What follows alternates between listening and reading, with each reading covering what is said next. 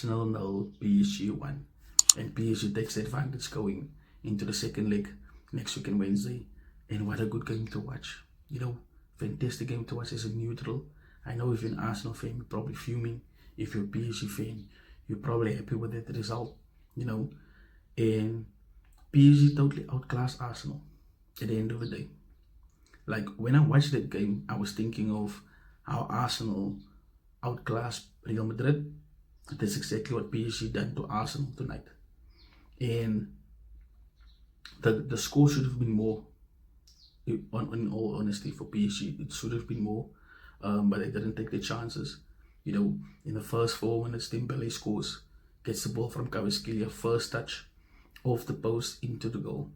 Makes it 1-0, takes the wind out of Arsenal, silenced the stadium. In the first 25 to 30 minutes was all PSG.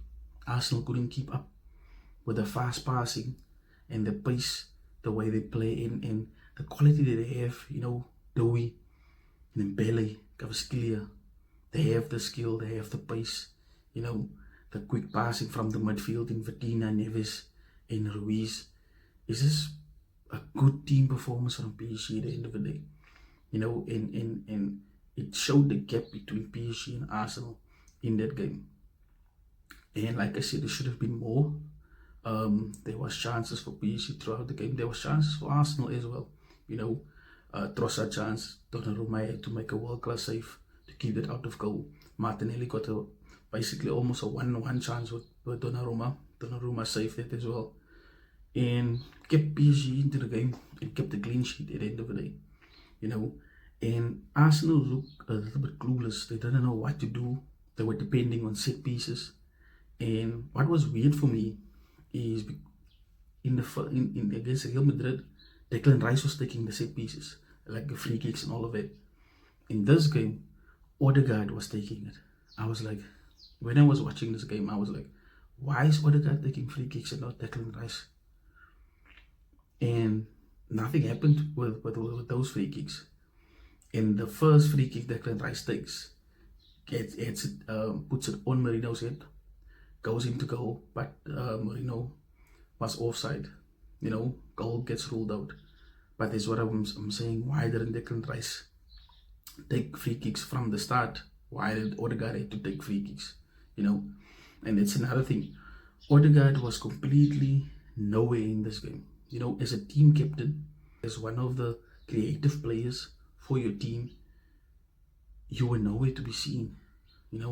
Absolute disgraceful performance from Odegaard. Sometimes you didn't even notice him on the field. That's how anonymous he was in this game. And the whole Arsenal team at the end of the day, I could maybe pick out Lewis Kelly. He tried, but he is playing as a left back. Saka, but it looks like Arsenal are only depending on Saka.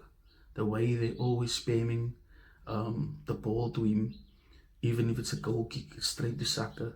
If they get it in midfield, it's straight to Saka. It's trying for Saka to make something out of it. But he's going up against Nuno Mendes, who has the pace, who's a good defender. It's not easy to beat. And so at the end of the day, Saka can't do it on his own. This is where Odegaard should have stepped in, as a number 10, playing closely to Saka then, and Martinelli and Trossard. He's supposed to step in here, get the ball, be creative, and make those passes in behind for those guys. But that didn't happen. That's why Saka and Martinelli, they really didn't get the ball that much. And when they did get the ball, they tried to do something with it. But it didn't end up into a goal or anything, So I know Arsenal fans are not happy with Martin Odegaard. There's a very, very bad performance. And even against Real Madrid, when Arsenal were dominating, so he was anonymous again. Everyone played well from the Arsenal team. And then you can only single out Martin Odegaard because he didn't perform that good in that game either. So he's not stepping up into big games. As a captain, as a leader, that's what you want from your captain and leader, to step up in big games. And unfortunately, he didn't do that. And if you go to PSG, like I said, fantastic team performance from them. Um, some dodgy calls from the referee, I must say. Some dodgy calls.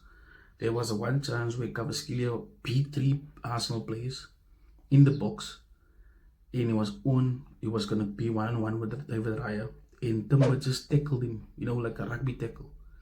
And the referee was standing right there, had a perfect view over the whole thing, and wave played on. I thought it was a weird call, you know. Um, there was a Dumba should have been sent off. He should have had a red card. Even Nakimi should have had a red card. So for both teams, the referee didn't, there's some dodgy calls of both teams. But at the end of the day, like I said, it was a good game to watch. But unfortunately for Arsenal, they have to come back now in the second leg. They have to score as early as possible in the second leg if they want to keep the Champions League hopes alive, going into the final. But honestly, I don't see that. I don't see that, especially on PSG's home. I'm thinking PSG is going to beat them again and go to the final and win this thing. I think PSG is going to win this Champions League in Munich. But let's see if Arsenal can turn it around next week on Wednesday, away to PSG, or if they will get knocked out by PSG. We'll see next week. So that's my match reaction, people. Like the video if you enjoyed it. Subscribe if you're new, and leave your comments down below. Tell me your thoughts. What did you think about the game, and if you agree with my takes. And I'll see you in the next one. Take care, people. Peace.